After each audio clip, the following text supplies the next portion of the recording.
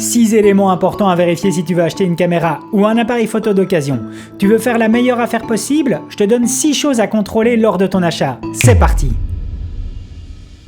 Salut à toi, j'espère que tu vas bien. Alors avec les annonces récentes et dernières sorties comme chez Canon avec le R3, Sony avec le Alpha 4 ou même Fujifilm avec un futur X-H2, tu vas peut-être avoir l'opportunité de faire une bonne affaire en seconde main. Ou du moins, tu penses faire une bonne affaire.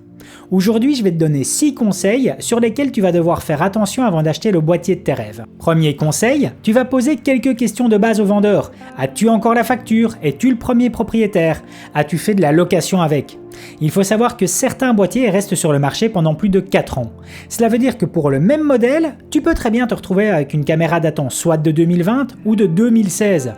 Demande aussi si le boîtier a déjà été en réparation et suivant certaines marques comme Canon par exemple, tu peux vérifier cela directement depuis le numéro de série via leur service en ligne. Deuxième conseil, tout comme ton smartphone, une caméra dispose de mises à jour à installer. Suivant le boîtier que tu recherches, demande à son propriétaire si celui-ci dispose bien de la dernière mise à jour dessus.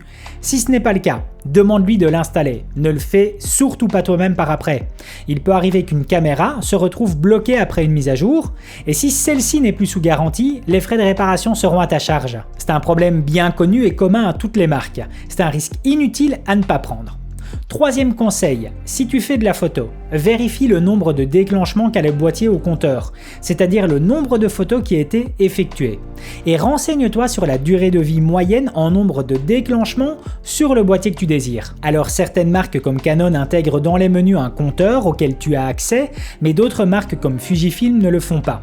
Pour ces marques ne disposant pas de compteur interne, il existe des applications sur ordinateur donnant cette information lorsque tu vas connecter celui-ci. Quatrième conseil, tu vas vérifier toutes les connectiques présentes sur le boîtier. La sortie casque, l'entrée micro, la sortie HDMI, le port USB, toutes les connectiques. Vérifie que tout fonctionne sans aucun faux contact. Si tu décides de faire de la vidéo avec ton boîtier et que tu viens te rendre compte par après d'un faux contact sur le port HDMI, tu vas vraiment t'en vouloir.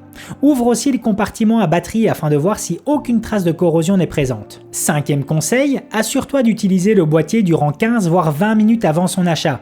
Ce n'est pas forcément facile à mettre en action, mais n'hésite pas à proposer 10 ou 15 € en plus au vendeur afin de pouvoir le tester avant. Enregistre une vidéo durant 5 voire 10 minutes afin de vérifier que le boîtier ne chauffe pas.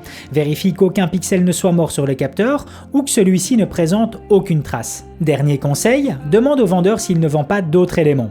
Tu n'auras peut-être pas vu que celui-ci propose aussi à la vente une cage, un flash, un sac ou un micro dont tu pourrais négocier le prix avec un achat groupé. Moi-même, lorsque je vends du matériel, je préviens l'acheteur en question des accessoires annexes que je vends aussi et à chaque fois la personne me remercie car elle n'avait pas fait attention aux autres annonces. Me concernant, j'ai acquis en occasion mon Ursa Mini 4K ainsi que la Pocket Cinema originale. Et c'est en appliquant les conseils que je viens de te donner que j'estime avoir fait 2 excellentes affaires. N'hésite pas à partager tes conseils dans la partie commentaires. Voilà, c'en est terminé pour aujourd'hui. Si la vidéo t'a plu, n'hésite pas à mettre un gros pouce bleu, ça me fait super plaisir. Et puis à t'abonner pour être tenu au courant des prochaines sorties. À plus!